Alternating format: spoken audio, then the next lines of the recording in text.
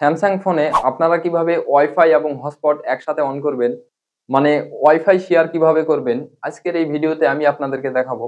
তো চলুন শুরু করা যাক। প্রথমে আমি আমার মোবাইল স্ক্রিনে আসি। স্যামসাং ফোনে ওয়াইফাই শেয়ার করার জন্য আপনি কি করবেন, এখানে উপর থেকে নিচে টান দিবেন। টান দিলেই এখানে দেখতে পারবেন ওয়াইফাই এবং হটস্পট দুইটা অপশন রয়েছে।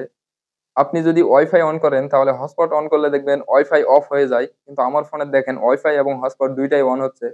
এই সেটিংসটি আমি কিভাবে অন করছি, সেটিংসটি আপনাদের যাদের অন হচ্ছে না, অন করার জন্য কি করবেন, এই যে মোবাইল হটস্পট এর লেখার উপরে ট্যাপ করে ধরে থাকবেন।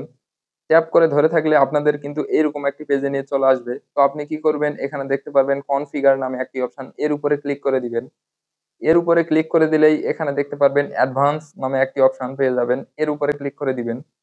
এর উপরে ক্লিক করে দিলেই এখানে নিচে দেখবেন ওয়াইফাই শেয়ারিং নামে একটি অপশন। এই সেটিংসটি আপনাদের অফ করা থাকবে। তো আপনারা কি করবেন, এই সেটিংসটি অন করে দিবেন।